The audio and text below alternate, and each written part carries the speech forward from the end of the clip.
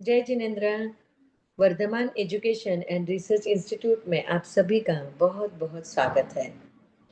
परम पूज्य प्रीति सुधा जी महाराज साहब की सुशिष्या स्वाध्याय प्रेमी पूज्य श्री संयम प्रीति जी महाराज साहब जी एवं सौ शकुंतला जी चौड़िया, इनके मुखारविंद से हम सभी जन अध्ययन कर रहे हैं तत्वार्थ सूत्र। और आज तत्वार्थ सूत्र का 102वां क्लास है। और आप सभी को सूचित करते हुए इतना आनंद हो रहा है कि 102 क्लास तक आप सभी जन हमारे साथ जुड़े हुए हैं। इसके लिए सच में तहे दिल से आप सभी का बहुत बहुत धन्यवाद और बहुत बहुत स्वागत है। संयम प्रीति जी महाराज साहब जी एक साथ मथेन वंदा में, भावपूर्वक मथेन वंदा में, श्रद्धा पूर्वक मथेन वंदा में। बोलिए शांतिनाथ भगवान की जय, आचार्य भगवंत की जय। नमो अरिहंताणम, नमो सिद्धाणम, नमो आयर्याणम, नमो उवच्छायाणम, नमो लोये तव साहुणम। एसो पंचन मुकारो सफ पावपनासनो, मंगलाणं च सभ्यसिं परमं हवै मंगलम्, परमं हवै मंगलम्। श्री मिंदर स्वामी महाराज आपकी आज्ञा, भगवान आपकी आज्ञा, गुरु गोविंद जी महाराज आपकी आज्ञा। तत्वार्थ सूत्र के 90 अध्ययन का अर्थ करने की आज्ञा चाहते हैं। मोक्ष मार्गस्य नेतारं भेत्तारं कर्म भूभृतां, ज्ञातारं विश्वतत्त्वानां वन्दे तद्गुणलब्धये, वन्दे तद्गुणलब्धये। परम आदरणीय, परम वंदनीय, परम पूजनीय 2400 तीर्थंकर भगवान पंच परमेश्वरी भगवान तथा ज्ञानी, ध्यानी, त्यागी, तपस्वी समस्त ऊर्जा महापुरुषों के चरणों में भावपूर्वक वंदन। आराध्य गुरुदेव पूज्य श्री आचार्य भगवत तपसी जी महाराज साहब, पूज्य श्री माता जी महाराज साहब के चरणों में भावपूर्वक वंदन। संस्कार भारती वाणी भूषण पूज्य श्री प्रीति सुधा जी महाराज साहब, पूज्य श्री अरुण प्रभा जी महाराज साहब के चरणों में भावपूर्वक वंदन। यहाँ उपस्थित सभी धर्म प्रेमी, श्रद्धावान, जिज्ञासु भाइयों तथा सुशील बहनों, 90 अध्ययन में हम निर्जरा के प्रकार देख रहे हैं। संवर के प्रकार हमारे पूरे हो चुके हैं। निर्जरा के प्रकारों में हमने तपसा निर्जराच, ये पहला सूत्र देखा। और तपसा निर्जरा में 12 प्रकार के तप बताए हैं। तो 12 प्रकार के तपों में 6 आभ्यंतर तप देखे और 6 बाह्य तप देखे। तो बाह्य तपों में भेद नहीं होते हैं। बाह्य तप तो जो कहे हैं वो 6 प्रकार के वैसे ही होते हैं। अनशन, उनुतरी, भिक्षाचरी, रस परित्याग, ये कायक्लेश, प्रतिसलिलता, ये वैसे ही होते हैं। पर अभ्यंतर तप जो है, प्रायश्चित्त से लेकर कायसर्ग ध्यान तक, तो ये जो अभ्यंतर तप है, इन सभी तपों के भेद बताए हैं। क्योंकि प्रायश्चित्त जो तप है, तो प्रायश्चित्त तप, प्रायश्चित्त कितने प्रकार के हो सकते हैं, कैसा कैसा प्रायश्चित्त लिया जाता है, उसके अलग प्रकार बताए हैं। विनय तो किसका किसका विनय करना है, किसके वयाव्रत किन किन की करनी है, कैसे करनी है, ऐसे सबके अलग अलग भेद बताए हैं। तो उन भेदों में बहुत ज्यादा समय न डालते हुए अपन देखने का प्रयास करेंगे जल्दी जल्दी से कि कौन कौन से भेद हो सकते हैं। तो सबसे पहले बताया है प्रायश्चित्त। प्रायश्चित्त के जो भेद है वो है 22वां सूत्र है हमारा। आलोचन प्रतिक्रमण तदुभय विवेक विसर्ग तपश्छेद परिहार परिहारोपस्थापनानि प्रायश्चित्तानि। प्रायश्चित्त के ये भेद बताए हैं, 9 भेद बताए हैं। पहला है आलोचना, दूसरा है प्रतिक्रमण, तीसरा है तदुभय, तदुभय यानी आलोचना और प्रतिक्रमण दोनों। फिर है विवेक, चौथा है विसर्ग, फिर तप, छेद, परिहार और उपस्थापनानि, उपस्थापन, ऐसे 9 प्रकार के भेद प्रायश्चित्त के बताए गए हैं। अब इनमें जो 9 प्रकार बताए हैं, उनमें हमारे बहुत सारे शब्द परिचित है। उन शब्दों से हम बहुत ज्यादा परिचित है। पर शब्दों से परिचित है, उसका अर्थ हम कुछ, उसके अर्थ की गहराई को नहीं जान पाते हैं। तो थोड़ा सा अर्थ की गहराई को देखेंगे और फिर आगे चलेंगे। तो सबसे पहला है आलोचना। आलोचना क्या है? आप आज समझता लोचन, लोचन यानी देखना। आलोचना का अर्थ क्या होता है? चारों ओर से देखना। देखने के लिए आलोचना शब्द का उपयोग किया जाता है। तो ये आलोचना जो है, देखना यानी क्या है? हम तो सब कुछ देखते हैं, बाहर में सब कुछ देखते हैं, बाहर की चीजें हमें सब कुछ दिखाई देती है। जो जड़ चीजें हैं, जो रूपी चीजें हैं, उन सभी चीजों को हम देखते हैं, व्यवस्थित रूप से देखते आ रहे हैं। बचपन से जैसे आंखें हमारी खुली है, तब से हम कंटिन्यू देखते रहते हैं। तो बाहर की चीजों को देखना, इसको आलोचना नहीं कहते हैं। आलोचना किसको कहते हैं? कि स्वयं को देखना है। जो बाहर में बहुत देखा है, पर अपने अतीत को देखना है। अतीत में क्या क्या बातें बनी हुई है। बहुत बार ऐसे ऐसे प्रसंग होते हैं, उन प्रसंगों को हमें बहुत बार याद आती रहती है। पर उन प्रसंगों को याद करके हम दुखी होते हैं या सुखी होते हैं, या ऐसा कुछ भी हमारी प्रतिक्रिया होती है। पर आलोचना में क्या करना होता है? आलोचना में सिर्फ देखना है। कोई भी प्रसंग हमें याद आता है, तो उस प्रसंग को शुरू से अंत तक देखना है। और देखते देखते उस समय हमारी विचारधारा कैसे थी, उस मनोभाव में हमें जाना है। उस समय हमारे मन में क्या क्या भाव आए थे, कैसे कैसे भाव आए थे, कैसे हमारे विचार थे, हमने क्या प्रतिक्रिया दी थी, कैसा हुआ था, मन पर क्या उसका असर हुआ था, सिर्फ देखना है। उसमें करेक्शन कुछ भी नहीं करना है कि वैसा उस समय मैंने ऐसा बोला होता तो अच्छा होता, उस समय ऐसा हुआ था, या इसने ऐसा मेरे साथ ऐसा किया था, कुछ भी नहीं करना है। करेक्शन कुछ भी नहीं करना है, सिर्फ ऑब्जर्वेशन करना है, सिर्फ देखना है। सिर्फ भूतकाल को देखना है। जो जो घटनाएं घटित हुई है, उन घटनाओं को सिर्फ देखने का प्रयास करना है। देखना है, सूक्ष्मता से देखना है, बारीक बारीक बातें देखना है। और जब हम ऐसा देखने लग जाते हैं, तो उस प्रसंग में क्या क्या बना था, हमारी मनस्थिति कैसी थी, वो भी हमें अनुभूति में आती है। हम जब एकदम स्थिर होकर स्वयं के साथ रहकर स्वयं की अतीत की बातें जब हम देखते हैं, तो उन बातों को देखते देखते क्या होता है, उसका फायदा क्या होता है? उस समय की जो मनस्थिति थी, उस समय की जो परिस्थिति थी, उस समय का जो वातावरण था, उसको हम अभी वर्तमान में वापस महसूस करते हैं। अभी देख रहे हैं वो घटना को, अभी देख रहे हैं तो अभी वर्तमान में उसको महसूस करते हैं।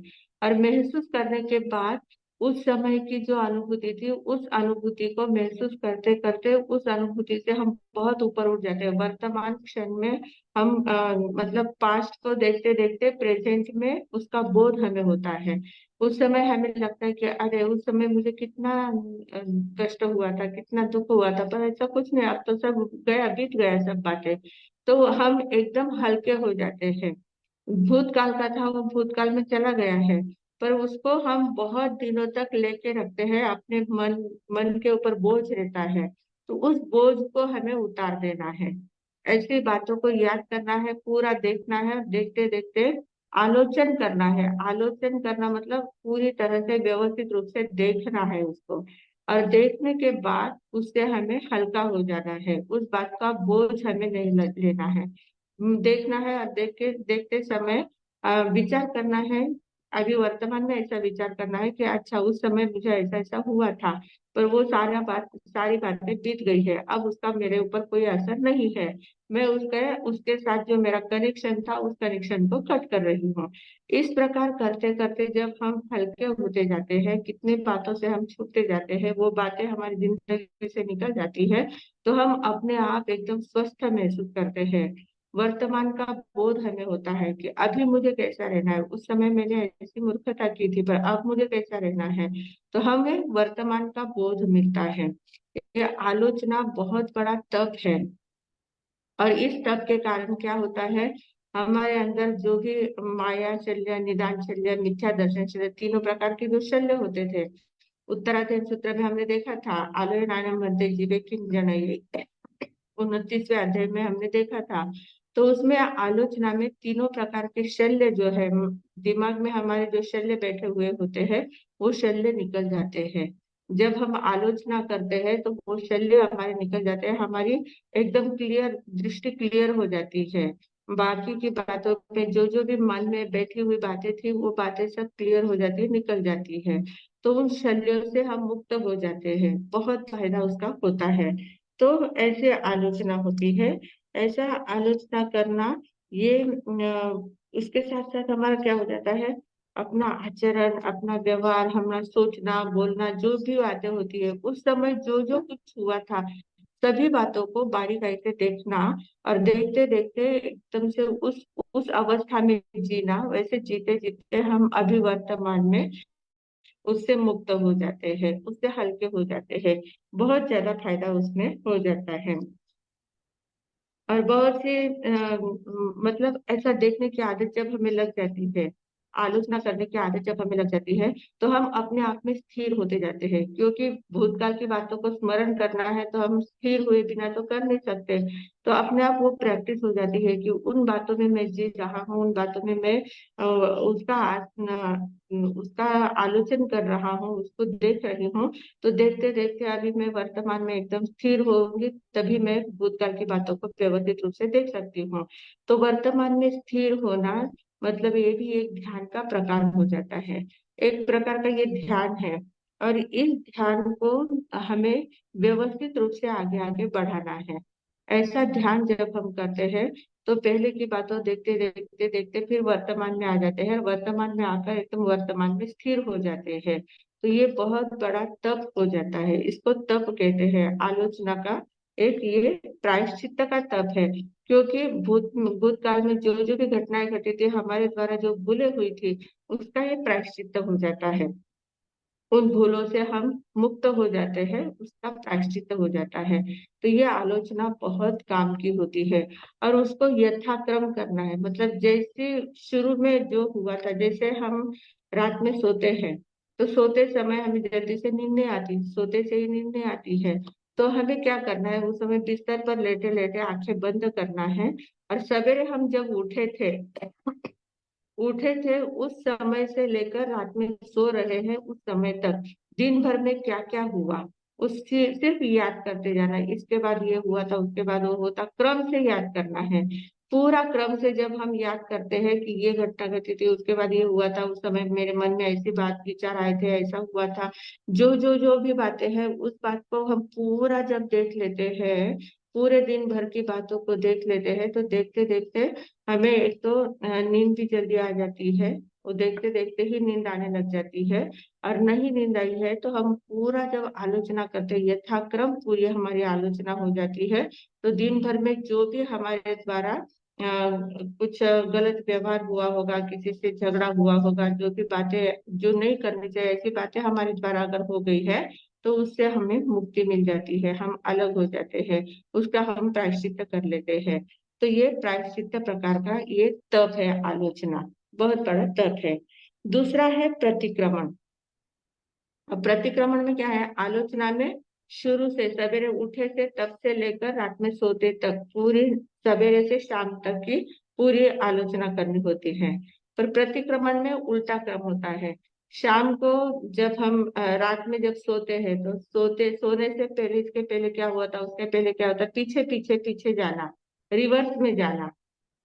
आलोचना में फॉरवर्ड में जाना है, प्रतिक्रमण में रिवर्स में जाना है।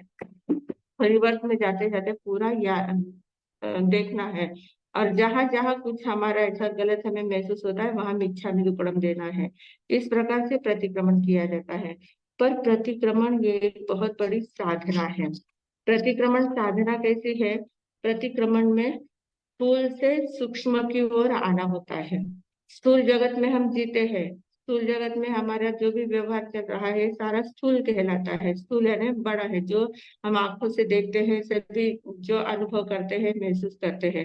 तो ये स्थूल जगत से सूक्ष्म की ओर आना है। सूक्ष्म की ओर आना है मतलब अपने पास आना है, अपने आत्मा की ओर आना है, जो हमें दिखता नहीं है, ऐसे सूक्ष्म की ओर आना होता है। फिर हमारे व्यक्तित्व में से हमें अस्तित्व की ओर आना है।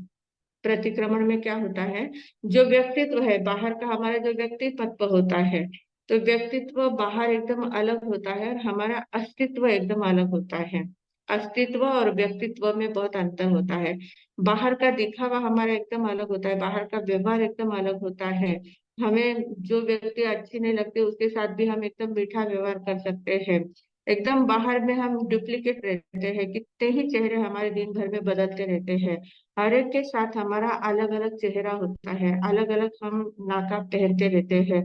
तो ये जो बाहर में हमारे स्थूल जो वर्तन है, जिस स्थूल जो व्यवहार होता है, वो जो व्यक्तित्व हमारा बना हुआ है, उस व्यक्तित्व को छोड़कर थोड़ी देर के लिए हमें अस्तित्व में आना है। मैं स्वयं कौन हूँ और मेरा अस्तित्व क्या है, उस अस्तित्व की ओर आना है। उसको प्रतिक्रमण कहते हैं।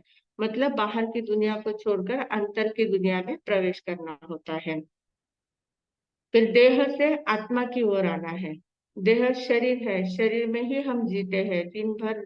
सवेरे से उठते से लेकर रात में सोते तक पूरी दिन हमारे दिमाग में चौबीसों घंटे शरीर के बारे में ही विचार रहते हैं।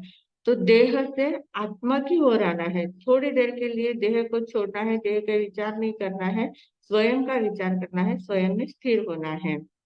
जड़त्व से जिनेश्वर की ओर आना है। जड़ जो पदार्थ है, जड़ पदार्थों के साथ ही हमारी मैत्री है, जड़ पदार्थ के साथ ही हमारा परिचय होता है, उसी से हम परिचित हैं। तो वो जड़ जगत से अलग होकर जिन जगत में, मतलब चैतन्य जगत में प्रवेश करना है, इसको कहते हैं प्रतिक्रमण। ऐसा प्रतिक्रमण हमारा होना चाहिए। तो इस प्रतिक्रमण के द्वारा क्या होता है, जो जो भी एक तो क्या होता है प्रतिक्रमण में, प्रतिक्रमण हम क्यों करते हैं कि हमने जो भी कुछ व्रत नियम, कोई संकल्प किए हैं, व्रत नियम लिए हैं, जो भी धारणा की हुई है, जो हम साधना के मार्ग में चलने के लिए प्रयास कर रहे हैं, तो उसमें कहीं कोई दोष लग जाता है, कहीं कोई जो करने योग्य नहीं है, वो बातें हमारे द्वारा अगर हो जाती है, तो उसका मिच्छामि दुक्कड़म देना होता है। प्रतिक्रमण में ये बातें होती है। तो इन बातों का मिच्छामि दुक्कड़म हम कब देंगे, जब हम सूक्ष्मता से विचार करेंगे, अपने साथ रहेंगे, अपने अस्तित्व के पास रहेंगे, तब हम इन बातों को पहचान सकेंगे कि अरे ये मेरे द्वारा गलती हो गई है, ऐसा मुझे नहीं करना चाहिए था, ऐसा मेरे द्वारा हो गया है। तो ये बातें हमें महसूस होती है, महसूस करनी है। हम लोग प्रतिक्रमण रोज करते हैं, पर प्रतिक्रमण करना यानी क्या करते हैं, सिर्फ जो पाठ होते हैं प्रतिक्रमण के, जो विधि है, विधि पूर्वक जो पाठ होते हैं, फटाफट फटाफट एक के बाद एक पूरे पाठ बोल लेते हैं, और बोलने के बाद पूरा खत्म करके पचकान दे लेते हैं, मंगल पाठ ले लेते हैं, पचकान दे लेते हैं, वंदन कर लेते हैं, हमारा प्रतिक्रमण पूरा हो गया। तो ऐसा प्रतिक्रमण, ये सिर्फ क्रिया का प्रतिक्रमण, द्रव्य प्रतिक्रमण है। ऐसा द्रव्य प्रतिक्रमण आपने कितना भी किया तो इससे कोई मतलब नहीं होता है। भाव प्रतिक्रमण होना चाहिए, अंतर के भावों के द्वारा आपका होना चाहिए। प्रतिक्रमण करते करते आपके मन में इतनी बातें बराबर ध्यान में, अपनी गलतियां बराबर हमें दिखनी चाहिए, हमारे द्वारा क्या क्या गलतियां हुई है, कहाँ कहाँ हमने व्रतों का उल्लंघन किया है, सारी बातों का अनुभूति पूर्वक हमें अनुभव में लाना है, अनुभूति पूर्वक उसको महसूस करना है। तो ऐसा जब हम महसूस करते जाते हैं, तब हमारा सच्चा प्रतिक्रमण होता है, और उसको प्रायश्चित्त कहते हैं, वो सच्चा प्रायश्चित्त होता है।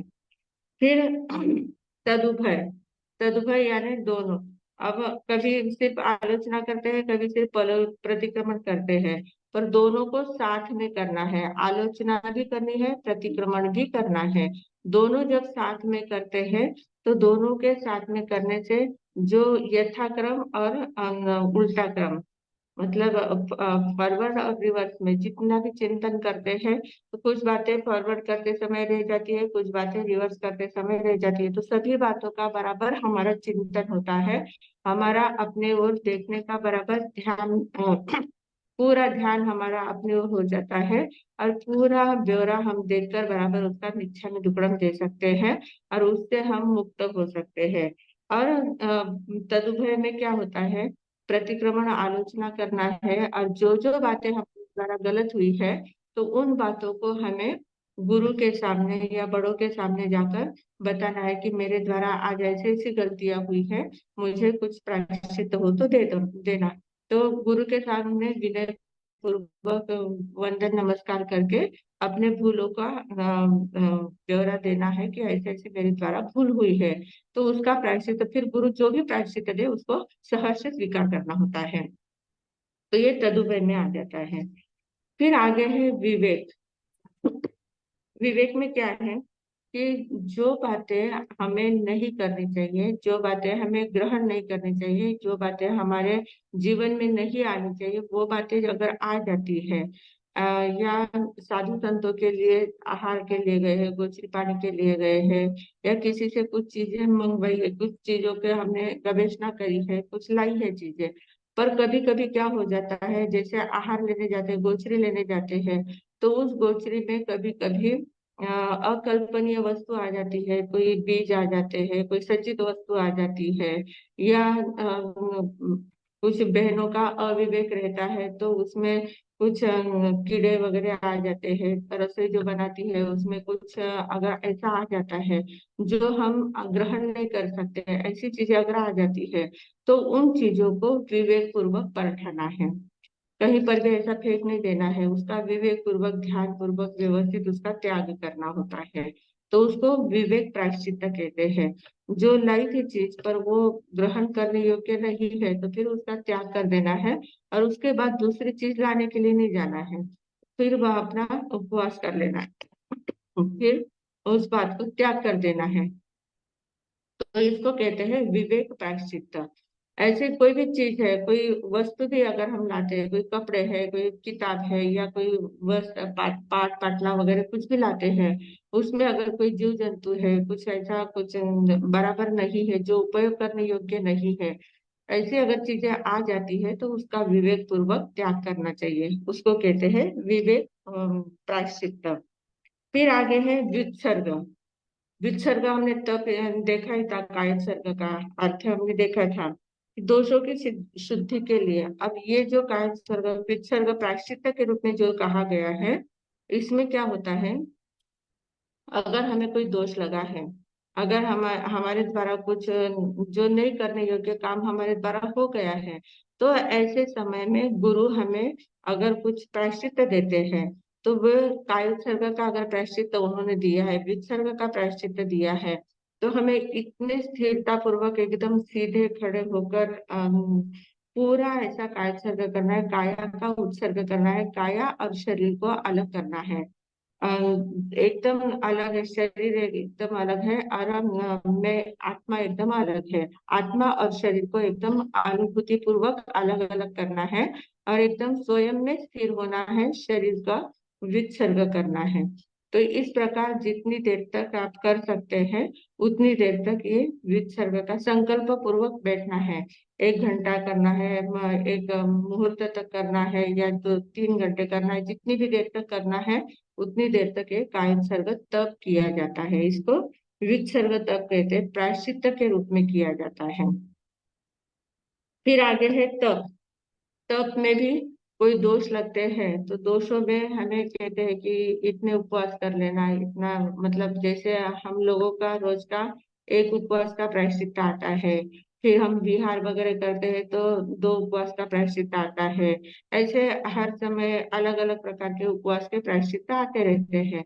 तो ये जो तपश्चर्या है, ये तपश्चर्या करके बाह्य बाह्य तप करके आंतरिक शुद्धि करना है, अनशन वगैरह करके आंतरिक शुद्धि करना है। तो उसको प्रायश्चित के रूप में ये जो तप किया जाता है, उसको कर्म निर्जरा के लिए ही होता है, पर बाह्य तप का आलम्बन लेकर आंतरिक तप करना है, उसको कहते हैं तप प्रायश्चित। फिर आगे है छेद प्रायश्चित। छेद प्रायश्चित में क्या है कि उस दिन हमने देखा था, प्रायश्चित का ही वर्णन जब चल रहा था, तो उसमें गुरु जो होते हैं, या जो बड़े बुजुर्ग जो होते हैं, वे क्या करते हैं, हमें अगर कोई दोष लगा है, तो उस दोष का, अगर महाव्रतों में दोष लगा है, मूल गुणों में अगर दोष लगता है, तो उसका वे दीक्षा पर्याय का छेद करते हैं। जब जैसे 25 साल की दीक्षा है, तो 25 साल में 6 महीने कम कर देना है, 6 महीने की दीक्षा, या 1 महीने की, 2 महीने की, जैसा अपराध होगा, जैसा दोष होगा, उस हिसाब से वे छेद देते, दीक्षा का छेद करवाते हैं। तो ये छेद प्रायश्चित कहलाता है। मतलब 2 व्यक्तियों ने साथ में दीक्षा ली थी, एक ने दोष लगाया है, तो उसका अगर दीक्षा का प्रायश्चित है, छेद का प्रायश्चित आ गया है, तो वो व्यक्ति छोटा हो जाता है, फिर उसको साथ वाले को भी वंदन नमस्कार करना पड़ता है, वंदन व्यवहार उसके साथ करना है, और वो जो साथ में दीक्षा लिया हुआ था वो उसको वंदन नहीं करेगा। जिसको प्रायश्चित आया है वो बड़े दूसरे साथ वाले को वंदन करेगा। इस प्रकार से 6 महीने की दीक्षा की जो अवधि है वो कम हो जाती है, घट जाती है। तो इस प्रकार ये छेद प्रायश्चित कहलाता है। फिर आगे है परिहार प्रायश्चित। परिहार प्रायश्चित क्या होता है? ये तो बहुत खतरनाक होता है। ये प्रायश्चित कैसा होता है कि अगर कोई दोष लग गया है, मूल गुणों में अगर कोई दोष लगा है, समूह में, संघ में रहते हैं, ग्रुप में रहते हैं, और दोष अगर लग गया है, तो उनको ग्रुप से बाहर निकालना, मतलब उनको अलग से उनके साथ कोई भी व्यवहार संपर्क नहीं रखना। अन्य जो साधु संत होते हैं उन्होंने उस व्यक्ति के साथ किसी भी प्रकार का संपर्क नहीं रखना, मतलब उनको अकेले रहना है। अकेले रहना है या संघ के बाहर भी निकाल देते हैं। संघ के बाहर निकालना, इसको परिहार प्रायश्चित कहते हैं। मतलब इतनी बड़ी गलती हुई है कि, और एक बार गलती होती है तो थोड़ा प्रायश्चित देते हैं, उसको सुधारने का मौका दिया जाता है। अगर दूसरी बार वापस वही गलती करता है तो फिर वापस थोड़ा ज्यादा प्रायश्चित देकर उनको वापस सुधरने का मौका देते हैं। तीसरी बार, चौथी बार, बार बार वही गलती करते हैं तो फिर उनको संघ से बाहर निकाला जाता है। तो मतलब उनका साधु पर्याय से वे गृहस्थ अवस्था में भी चले जा सकते हैं। तो इस प्रकार यह संघ से बाहर निकाला तो आप अकेले विचरण कर सकते हैं। इस प्रकार से संघ से बाहर निष्कासित करने का ये प्रायश्चित होता है, परिहार प्रायश्चित। और फिर 9वां है उपस्थापना प्रायश्चित। उपस्थापना प्रायश्चित यानी क्या? जिनको संघ से बाहर निकाल दिया था, तो अमुक अवधि तक बाहर निकाला था, 6 महीने तक है, 1 वर्ष तक है, 2 वर्ष तक है, उतनी देर तक बाहर निकाला था। फिर वापस उनकी अवधि पूरी होने के बाद उन्होंने तपश्चर्या वगैरह करके, पश्चाताप करके, सभी बहुत उसका आलोचना प्रतिक्रमण करके उन बातों से वे मुक्त अगर हो गए हैं, तो वापिस उनको संघ में नई दीक्षा लेकर उनको संघ में स्थापित किया जाता है। तो उसको कहते हैं उपस्थापना चारित्र। वापिस उनको बाइज्जत अंदर लिया जाता है। वापिस नई दीक्षा देना और वापिस नए संस्कार देना, उसको कहते हैं उपस्थापना प्रायश्चित। तो इस प्रकार ये 9 प्रकार के प्रायश्चित के 9 प्रकार बताए गए हैं। फिर आगे है विनय के 4 प्रकार हैं। विनय कैसे होता है? हमने देखा था विनय का अर्थ, हमने देखा था कि विनय करना है मतलब क्या है कि अपने अस्तित्व से पूरे वातावरण में सामने वाले के मन में प्रसन्नता उत्पन्न हो जाए, इस प्रकार का हमारा व्यवहार होना चाहिए। तो ये विनय का व्यवहार होता है। तो विनय का व्यवहार कहाँ कहाँ किया जाता है, कैसे कैसे किया जाता है, उसके लिए 4 प्रकार बताए हैं। विनय के 4 प्रकार बताए हैं। ज्ञान दर्शन चारित्रोपचारा। विनय के 4 प्रकार: ज्ञान दर्शन चारित्रोपचारा। ज्ञान, दर्शन, चारित्र और उपचार, ये 4 प्रकार के विनय किए जाते हैं। अब ज्ञान का विनय कैसे करना है? ज्ञान का विनय करना मतलब क्या है? तो आलस्य रहित होकर, प्रमाद रहित होकर, अप्रमादी बनकर, और जो भी ज्ञान की बातें जहां पर भी चलती है वहां श्रद्धा पूर्वक सुनना है, आदर पूर्वक सुनना है, आदर पूर्वक ज्ञान को ग्रहण करना है। और हम लोग क्या करते हैं, जहाँ ज्ञान की बातें चलती है ना, थोड़ा सा बोर होने लगता है तो हमको नींद आने लग जाती है, फिर बोर होता है, ये छोड़ देते, उपेक्षा करते हैं, दूसरी ओर चले जाते हैं, ध्यान में नहीं आता है। बहुत बार बहुत सारी बातें ध्यान में नहीं आती है, तो हम उन बातों की उपेक्षा कर देते हैं कि क्या वही वही बोलते रहते हैं, वही बातें बहुत बोरिंग है एकदम, ऐसा करके हम उसकी उपेक्षा करते हैं। तो ये अविनय हो जाता है, ज्ञान का अविनय होता है। एक तो आपके समझ में नहीं आ रहा है तो आपकी ये कमजोरी है। तो मतलब आत्मा में तो विनय, आत्मा में तो ज्ञान गुण होता ही है, तो उस ज्ञान गुण को न देखते हुए, उस ज्ञान गुण की वृद्धि न करते हुए, उसके उस ज्ञान को खोलने का जो भी प्रकार चल रहा है, मतलब जो भी साधन मिलते हैं, उसका हम जब अविनय करते हैं तो ये अविनय कहलाता है। पर उसको अगर हम आदर सम्मान के साथ, श्रद्धा के साथ, भले ध्यान में नहीं आता है तो बार बार सुनना है, बार बार समझने की कोशिश करना है, ऐसा करते हैं, बार बार अभ्यास करना है, उन बातों को देखना है, समझने का प्रयास करना है, जितना हम पुरुषार्थ करते हैं उतना ज्ञान का विनय होता है। और जैसे हमारे ज्ञान की आराधना होती जाती है, ज्ञान की आराधना में हम लीन रहते हैं, तो अपने आप ज्ञानावर्य कर्मों का क्षयक्षम होते जाता है। तो विनय के द्वारा हम ज्ञानावर्य कर्मों को भी क्षय कर सकते हैं, ज्ञान भी हमारा खोल सकते हैं। तो इस प्रकार ज्ञान ज्ञान का विनय होता है। दूसरा है दर्शन का विनय। दर्शन का विनय यानी क्या? देव गुरु धर्म तथा जिन वाणी है, इनके प्रति दृढ़ श्रद्धा रखना।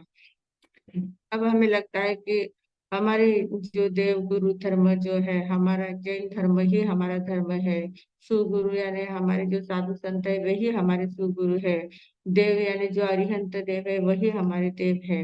तो ये बातें तो है ही, पर सच्चे देव गुरु धर्म क्या कौन कहलाते हैं? कि जो हमें आत्मानुभूति की ओर ले जाने वाले हैं, वे गुरु।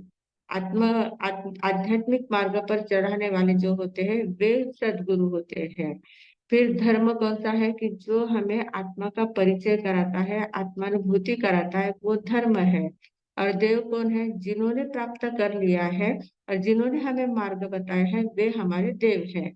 तो इस प्रकार जो आध्यात्मिक क्षेत्र में आगे बढ़े हुए हैं, हमें आगे बढ़ाने वाले हैं, हमें लेकर चलने वाले हैं, ऐसे देव गुरु धर्म जो होते हैं, और जो ऐसे जिन्होंने अनुभव किया है, अनुभूति की बातें जिनकी होती है, वे जो उपदेश देते हैं उनकी वाणी पर श्रद्धा रखना, उनकी वाणी पर दृढ़ दृढ़ श्रद्धा रखना, उनकी भक्ति करना, उनकी निष्ठा रखना उनके ऊपर, और वो उन्होंने जो बताया है उसी के प्रमाण, उसी के समान हमारा आचरण होना, इसको कहते हैं दर्शन विनय। और दूसरा और दर्शन विनय क्या है? आत्मानुभूति का प्रयास करना। दर्शन हम देखते हैं, सम्यक दर्शन जो होता है, तो सम्यक दर्शन की आराधना करना, उसके लिए प्रयास करना, उसके लिए जहाँ जहाँ जो जो भी प्राप्त होता है, जैसे जैसे विधियां मिलती जाती है, जैसे जैसा हमें बातें मालूम पड़ती जाती है, वैसा वैसा प्रेरणा जहाँ जहाँ मिलती है, वैसे वैसे आगे बढ़ने का प्रयास करना। हर समय जहाँ पर भी हमें इन बातों का परिचय जहाँ मिलता है, इन बातों का जहाँ भी हमें ज्ञान मिलता जाता है, उसको ग्रहण करने का प्रयास करना, वो है दर्शन विनय। दर्शन विनय के कारण से आत्मानुभूति का प्रयास होता करते जाते हैं, तो आत्मानुभूति हमें बहुत जल्दी हो सकती है। तो उसके लिए इन सभी बातों का विनय किया, देव गुरु धर्म जिन वाणी सभी का विनय नमस्कार विनय करते जाते हैं, उनके ऊपर दृढ़ श्रद्धा रखते हैं, भक्ति करते हैं, निष्ठा रखते हैं, तो अपने आप आत्मानुभूति का रास्ता हमारा खुलता जाता है। तो इसको कहते हैं दर्शन विनय। तीसरा है चारित्र विनय। चारित्र विनय यानी क्या? सामयिक आदि जो हमने 5 चारित्र देखे थे, सामयिक यानी क्या? विषमता में भी समता की साधना करना। सामयिक का अर्थ क्या होता है? विषम परिस्थिति है उसमें भी हमें समभाव से रहना आना चाहिए। सिर्फ सामयिक लेते उतने समय तक ही समभाव में नहीं रहना है। एक सामयिक भी अगर हमने की है सवेरे, तो उस वह सामयिक हमारी दिन भर चलनी चाहिए। उस समता की साधना हमारी हर कृति में होनी चाहिए, तो ही वो सामयिक हमारी बराबर सामयिक की साधना है, सामयिक चारित्र की साधना होती है। भले इतवरिक सामयिक है या यावत जीवन सामयिक है, पर सामयिक का अर्थ ही क्या होता है? कि समभाव में रहना है। मतलब क्या है? कि वहां राग द्वेष की भावना ही नहीं है, किसी भी प्रकार के राग द्वेष की भावना नहीं है। कितनी भी विषम परिस्थिति हमारे सामने आ गई, तो भी उसमें हमें समभाव पूर्वक रहना आना चाहिए, उसको कहते हैं सामयिक। तो ऐसे सामयिक की साधना स्वयं करना, औरों से कराना, सब औरों को प्रेरणा देना, सबको समझाना कि ऐसी सामयिक की जाती है। ऐसा नहीं कि सामयिक सिर्फ 48 मिनट तक ही करना है, ऐसा कुछ नहीं है। जितनी देर तक आप समभाव में स्थिर रहते हैं, उतनी देर तक आपकी सामयिक की साधना हो सकती है। पर सामयिक का अर्थ क्या होता है? सिर्फ वर्तमान में टिकना है। जब हम वर्तमान में टिकते हैं, वर्तमान क्षण में जीते हैं, तो फिर उसमें राग द्वेष होने का सवाल नहीं आता है, विषमता की ओर जाने का सवाल नहीं आता है। क्योंकि वर्तमान क्षण में न भूतकाल का कोई प्रेशर होता है, भूतकाल की न कोई स्मृति होती है, न भविष्य काल की कोई कल्पना होती है। सिर्फ वर्तमान में अभी मैं क्या हूँ, अभी क्या है, अभी क्या, अभी मैं जब वर्तमान में जीती हूँ, तो न भूत रहता है न भविष्य रहता है, तो उस समय अपने आप समभाव मेरे मन में आ सकता है। तो ऐसे वर्तमान में टिकने की आदत जितनी लगाते जाते हैं, तो दिन भर कितनी सामयिक आपकी हो सकती, सामयिक की सच्ची साधना आपकी हो सकती है। तो ये चारित्र तप है। चारित्र का मतलब चारित्र विनय है। सामयिक का विनय करना है। नहीं तो हम लोग क्या करते हैं, कोई सामयिक लेके बैठा है कि तुरंत उसकी मजाक उड़ाते हैं कि क्या दिन भर सामयिक लेके बैठे हैं, उनका दूसरा कुछ सोचता ही नहीं है, दिन भर जब देखो तब पलाठी मार के बैठे हैं और मुंह पत्ती बांध के बैठ जाते हैं। तो ऐसे हम जब उनकी मजाक उड़ाते हैं तो हम चारित्र का अविनय करते हैं।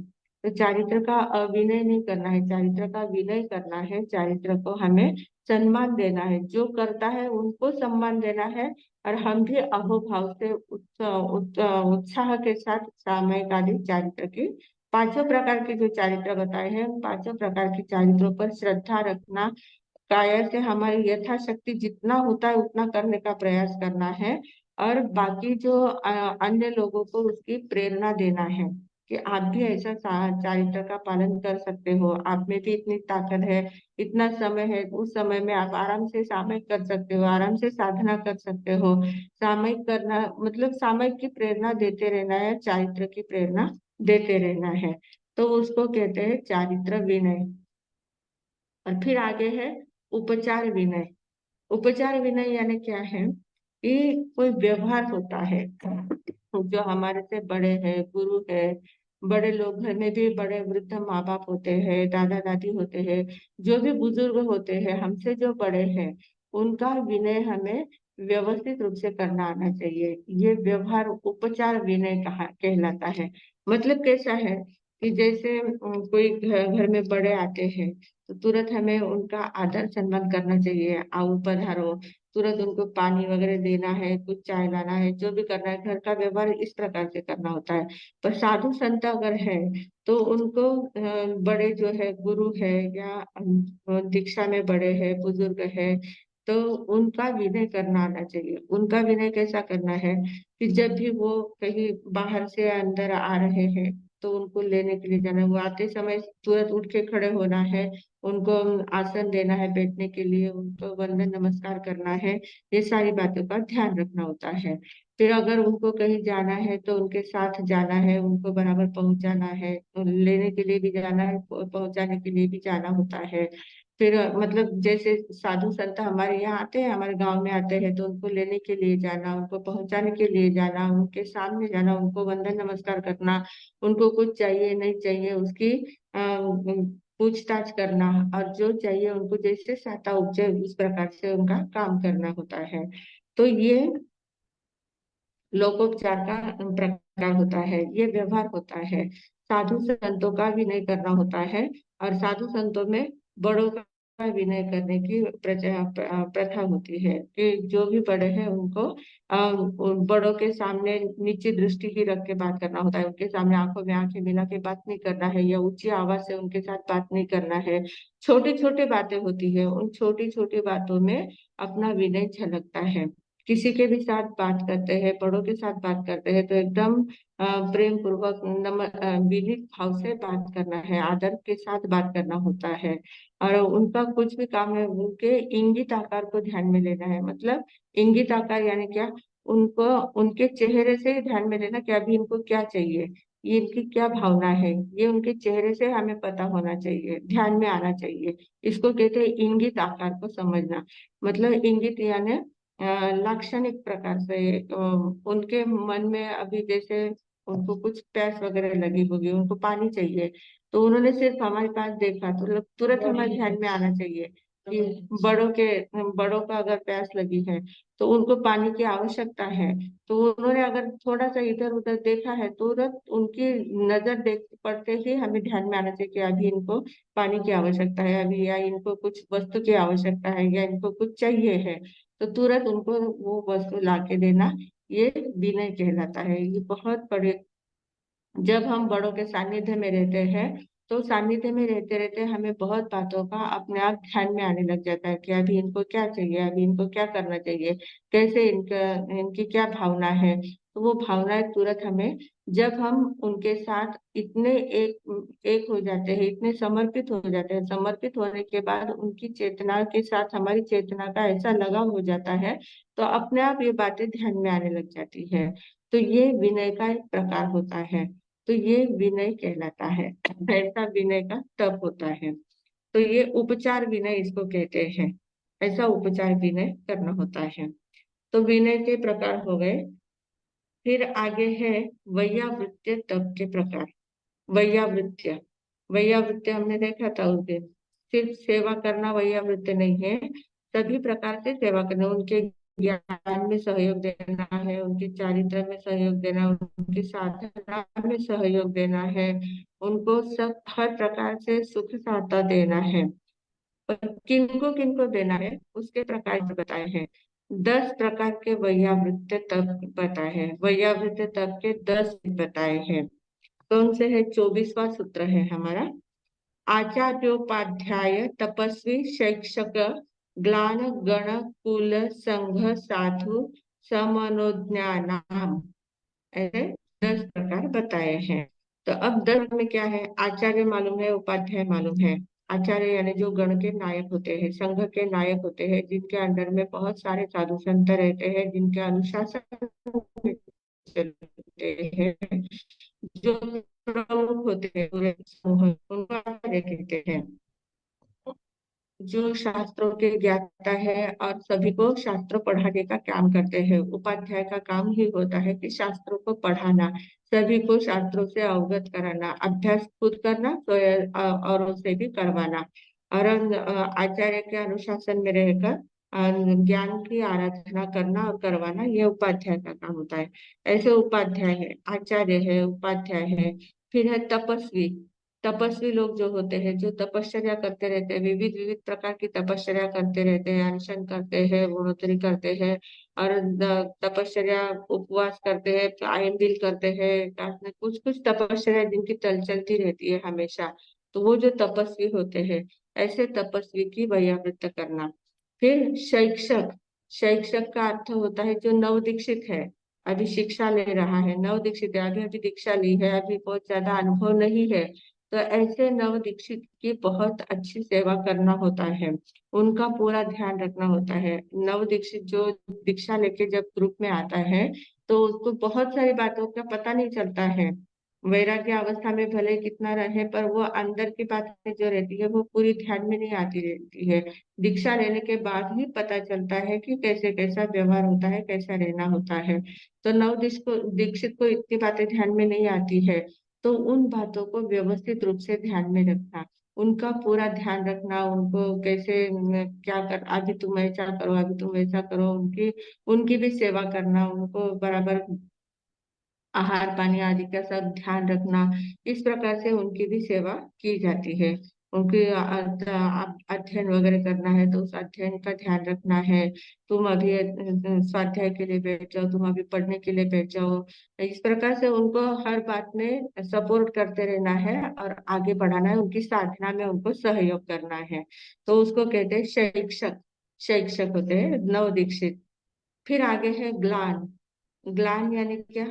जो रोगों से पीड़ित है, विविध प्रकार की व्याधियां जिनके शरीर में उत्पन्न है और वो रोगों से पीड़ित है बहुत ज्यादा, जिनकी वेदना है शरीर में, ऐसे जो लोग होते हैं उनकी भी पूरा ध्यान रखना, उनकी दवा पानी का ध्यान रखना, उनके आहार पानी का ध्यान रखना, उनके आराम वगैरह का ध्यान रखना, उनको क्या चाहिए क्या नहीं चाहिए वो पूरा ध्यान रखना। इसको कहते हैं ग्लान का वैयावृत्त। फिर आगे है गण। गण का अर्थ क्या होता है? अब अलग अलग ग्रुप होते हैं, आचार्य भी बहुत प्रकार के आचार्य होते हैं।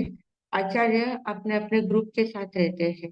तो जो जो जो अलग अलग ग्रुप होते हैं, उन ग्रुप में रहने वाले जितने लोग होते हैं वो उनका एक गण कहलाता है। तो ऐसे अगर दो आचार्यों के ग्रुप वाले सभी संत एक दूसरे को मिलते हैं, तो उनका भी विनय वैयावृत्य करना चाहिए, उनकी भी सेवा। जैसे अभी यहाँ पर हम रुक रहे हैं, यहाँ दूसरे गण के कोई साधु संत आए हैं, तो उनका ध्यान रखना है, उनका आहार पानी का ध्यान रखना है, उनको गोचरी पानी के लिए घर बताना है, या उनको अगर चलता है हमारा लाया हुआ तो उनको, क्योंकि समाचारी हर एक के अलग अलग होती है, तो समाचारी में अगर बैठता है तो फिर उनको आहार पानी वगैरह ला के देना है, और उनको किसी प्रकार की सहायता, जिस प्रकार की हो सके उतनी सहायता उनको पहुंचाने का काम करना है। ये है गण।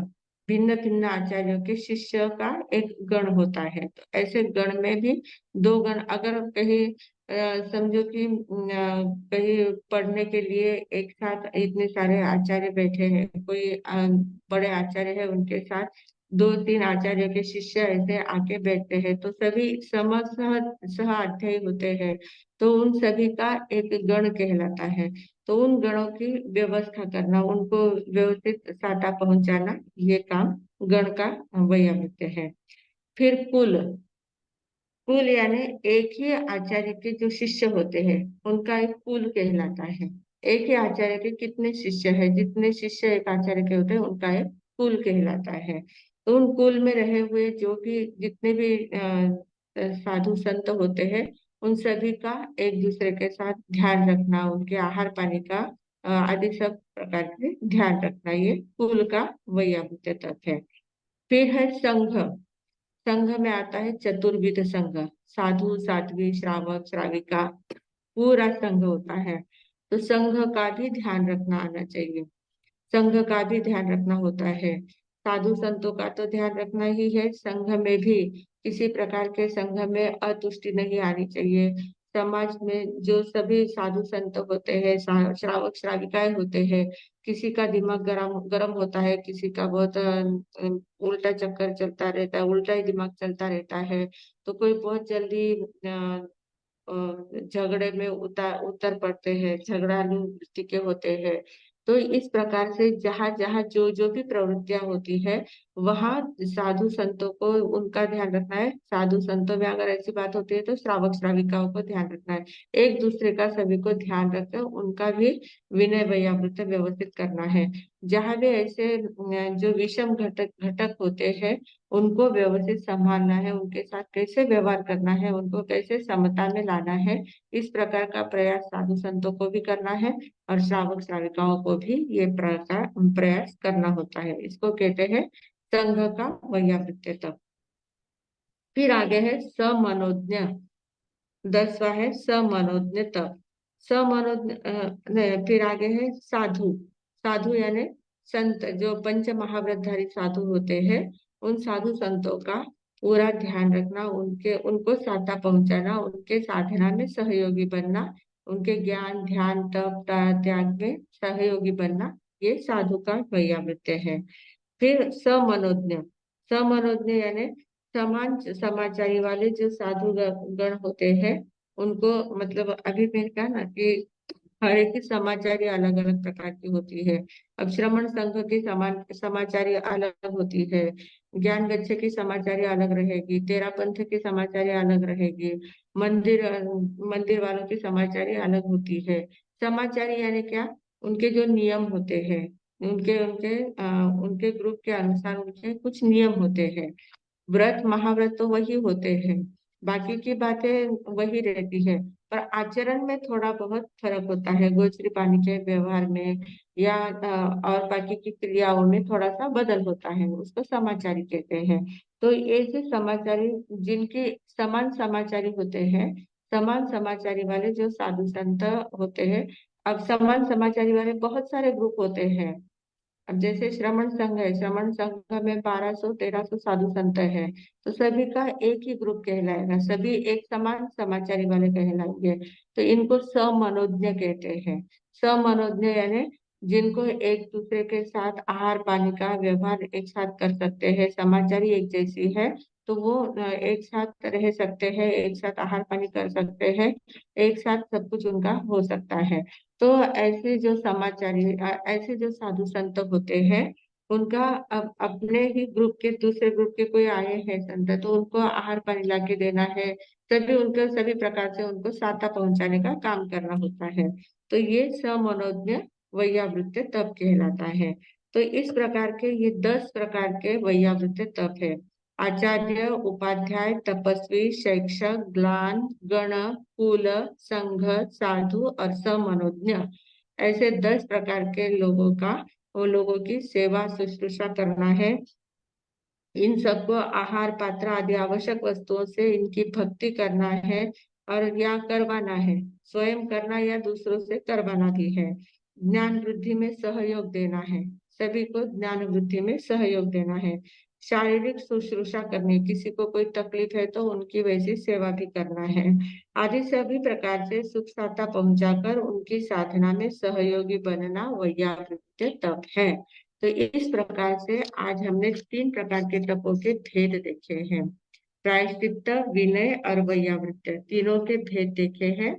और ऐसे भेद देखने के बाद एक ये अलग अलग प्रकार की तपश्चर्या होती है, ऐसी तपश्चर्या करके हम अपने कर्मों की निर्जरा कर सकते हैं। सभी लोग इन बातों को ध्यान में रखें और इन बातों से कर्मों की निर्जरा करते रहे। इन सद्भावनाओं के साथ मैं विराम देती हूँ। ओम शांति। जय जिनेन्द्र। हमारे Vardhaman education and research institute के ट्रस्टी ललिता जी ओसवाल आपके सामने अपना मंतव्य रखना चाहते हैं। ललिता आंटी, आपको अनम्यूट किया है।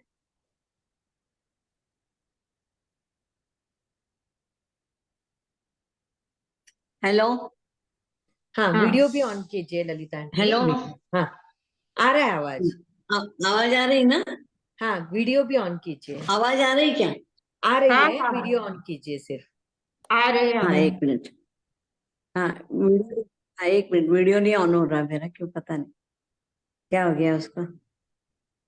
वीडियो ऑन नहीं हो रहा है। अच्छा, ठीक है। हाँ, यस यस, एक मिनट।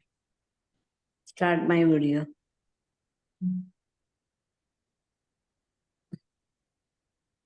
ठीक है।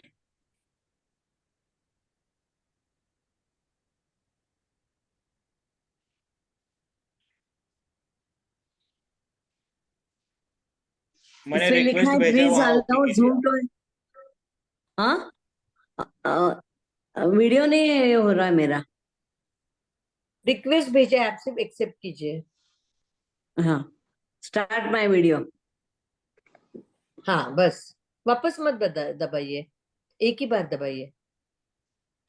अच्छा, ठीक। ओके, नहीं हो रहा, ठीक है, मैं बात कर लेती हूँ। चलेगा। हाँ हाँ हाँ, बोलिए। हाँ। जय जितेंद्र महाराज साहब को कोटि कोटि वंदना। मैं आज प्रातिनिधिक स्वरूप से आप सबके सामने अभी दिख तो नहीं रही हूँ, लेकिन मैं एडवोकेट ललिता ओसवाल पुणे से बात कर रही हूँ। मैं वर्धमान रिसर्च सेंटर की ट्रस्टी भी हूँ और आपके सामने हमारे सब विद्यार्थियों का जो मनोगत है वह मैं लेकर आई हूँ कि वर्धमान रिसर्च सेंटर जो पुणे में और पूरे भारत में अभी बहुत ही विख्यात हो रहा है, क्योंकि वहाँ पूरे स्टडीज ही सब चल रहे हैं, एमए पीएचडी की क्लासेस चल रही है। और जैसे बताते हैं कि पुणे है विद्या से माहेर घर है, तो हमारी वर्धमान इंस्टीट्यूट तो माहेर घर के आगे की माहेर घर है, नानेरा है। ऐसा पूरा बहुत अच्छे से सब चल रहा है। और आप देख रहे हैं कि महाराज साहब जी, संयम प्रीति जी महाराज साहब, जो पूरे दिन के इतना व्यस्त उनका सब रहते हुए भी ना बिना रुके ना थके कंटिन्यूअस हमें उनकी ज्ञान की गंगा प्रवाहित है, और उन ज्ञान के गंगा से हम सब बहुत पवित्र हो रहे हैं और बहुत घर बैठे हमें ज्ञान का खजाना मिल रहा है। और हमारी शकुताई तो आपको सबको पता ही है, जैसे कि एक स्वीट डिश होती है खाने के बाद, या एक अच्छे से केक पर जैसे आइसिंग होती है बहुत डेकोरेटिव, ऐसे उनके लेक्चर चल रहे हैं। मैं आपसे एक ही बात करने आई हूँ आज कि ये सब इतने अच्छे से काम चल रहा है, बेमालूम सब बातें हो रही है। यहाँ जो महेश सर है, रात को 11 11:30 बज जाते हैं, क्योंकि जूम क्लास लेना और हर एक चीज को, कोई भी चीज आज हम देख रहे हैं उसको खर्चा लगता है। छोटे छोटे लेक्चर को हम जाते हैं तो कितने पैसे हम देते हैं। तो हमारे सब विद्यार्थियों की रिक्वेस्ट मेरे पास आई कि आप ये बात कहो कि आप डोनेशन देना चाहते हो तो आप इस इंस्टीट्यूट को यानी पढ़ाई के माध्यम के लिए, या जो यहाँ कोई विद्यार्थी आते हैं जिनको फीस भरने के पैसे नहीं होते हैं, ऐसे काम के लिए और जो भी खर्चे चल रहे हैं उसके लिए अगर आप कुछ दिल से खुशी से डोनेशन देना चाहते हो तो मेरी रिक्वेस्ट है कि आप डोनेशन दे सकते हो।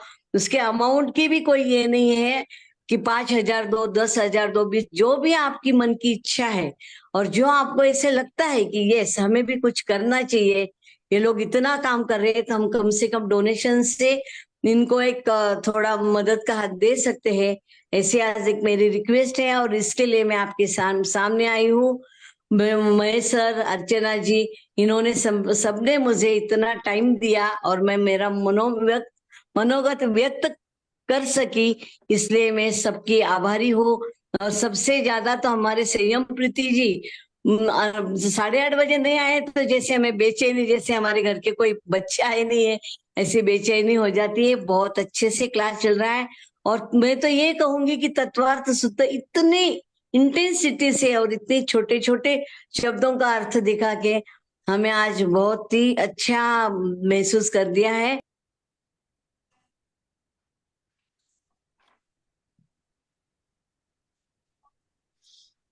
आंटी आप म्यूट हो गए। ललिता आंटी।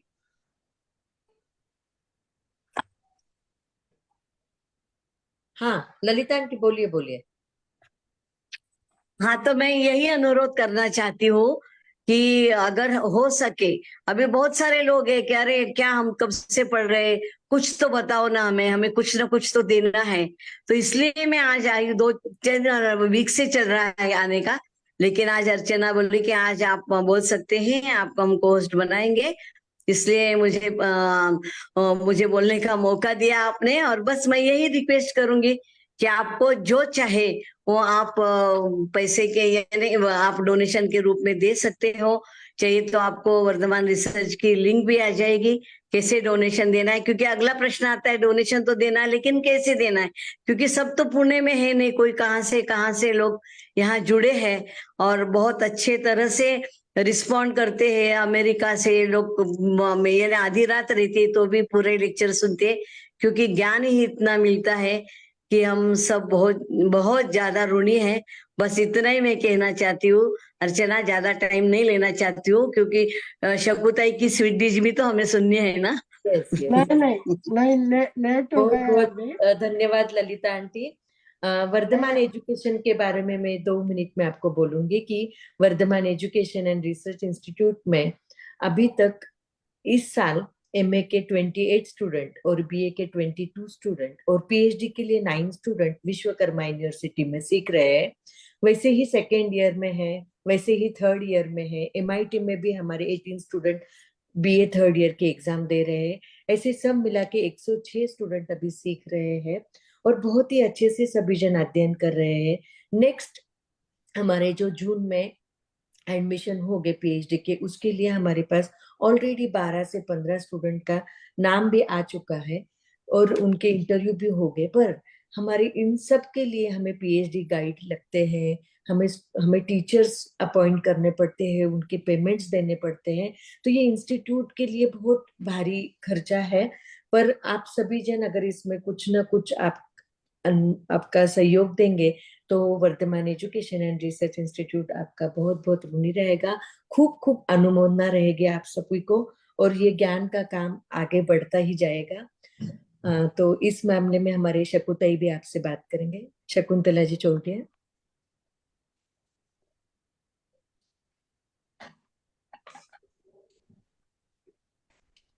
आज ललिता ने और सभी को जय जिनेन्द्र, मेरे सब मथे नंदा।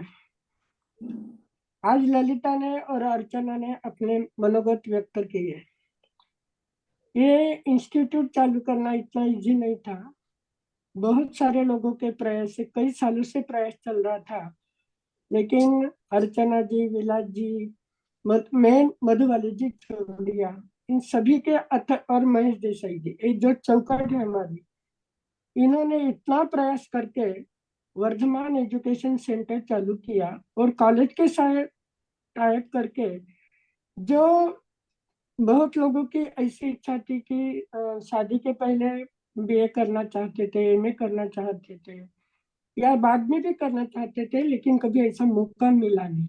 जिन जिन के मन में ऐसे भाव रहे, तो उनको सुनहरा मौका इस एजुकेशन सेंटर के माध्यम से मिला है। लेकिन कोई भी संस्था चलानी होती है तो फंड की जरूरत होती ही है। कितना भी आया, तो अभी पीएचडी के लिए इतने कितने सारे लेक्चर भी रखे हुए हैं कि हर फ्राइडे सैटरडे संडे भी लेक्चर, फ्राइडे सैटरडे लेक्चर रहते, बड़े बड़े पीएचडी वाले आकर लेक्चर देते हैं। सभी को कुछ ना कुछ तो मानधन देना ही पड़ता है।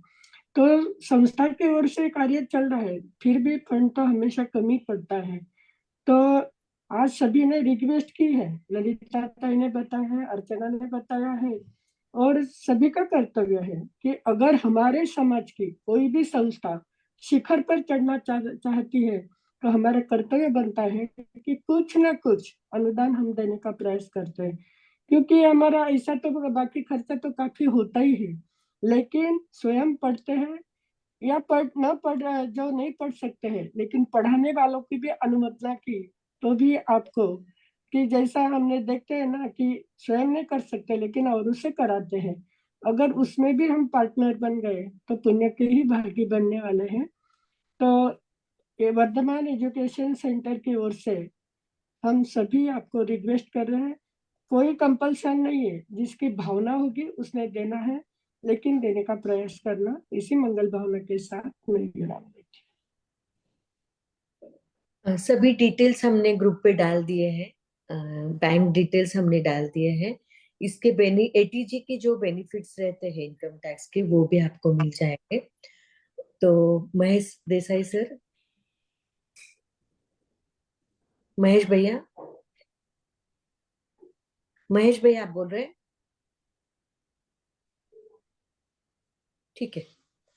हाँ, हाँ, actually Vardhaman education and research institute जो हमारी संस्था हमारी हम लगभग अभी 5 साल से यहाँ कार्य लगातार करते आ रहे हैं। इसमें हमें ज्यादातर प्राकृत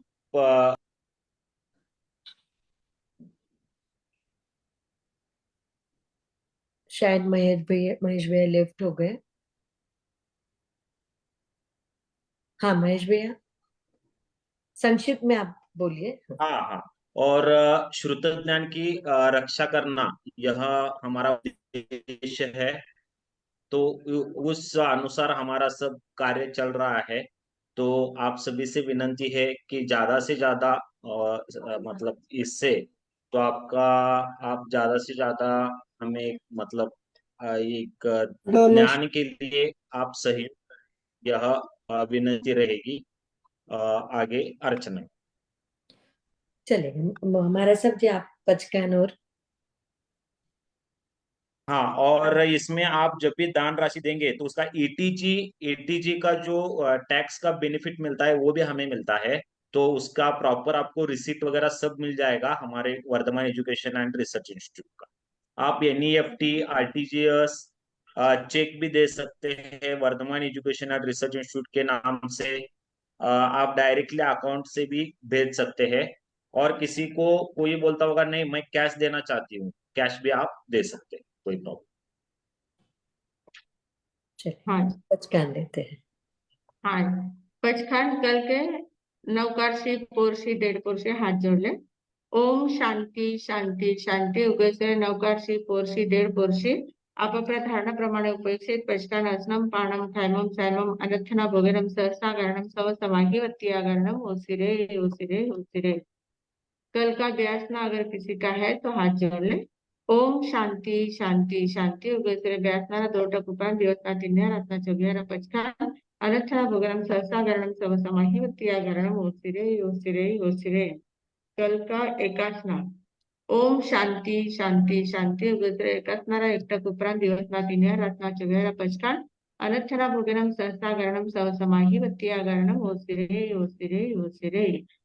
कल का आयन बिल है निर्मला बहन ठाणे से है। ओम शांति शांति शांति उगजरा एंबिलरा एकटक उपरांत दिवसना 3 रातना 24 पचकान 5 विगैरा पचकान अनंतना भोगनम सहस्ता कारणम सव समाधिवत्या कारणम ओसिरे ओसिरे ओसिरे। तपश्चर्या करने वालों को धन्यवाद। मंगल पाठ। ओम शांति शांति शांति। गुरुदेव की आज्ञा से चत्तारि मंगलम अरिहंता मंगलम सिद्धा मंगलम साहु मंगलम केवली पंडितो धम्मो मंगलम। चत्तारि लघुत्तमा अरिहंता लघुत्तमा सिद्धा लघुत्तमा साहु लघुत्तमा केवली पंडितो धम्मो लघुत्तमो। चत्तारि शरणं पवज्जामि अरिहंते शरणं पवज्जामि सिद्धे शरणं पवज्जामि साहु शरणं पवज्जामि केवली पंडितम धम्मम शरणं पवज्जामि। 4 मंगल 4 उत्तम 4 शरणा दुख हरणा सुख करना और शरणा कोई जो भवि प्राणी आदरे तो अक्षय अमर पद हो। बोले भगवान महावीर स्वामी की जय। आचार्य भगवंत की जय। पूज्य श्री माता जी महाराज साहब की जय। संस्कार भारती वाणी भूषण पूज्य श्री प्रीति सुधा जी महाराज साहब की जय। सब साधु संतन की जय। आज के आनंद की जय। परम पूज्य संयम प्रीति जी महाराज साहब जी को बहुत बहुत धन्यवाद। आभार आभार आभार। अब हम मिलेंगे कल रात बराबर 8:30 बजे। सभी को शुभ रात्रि।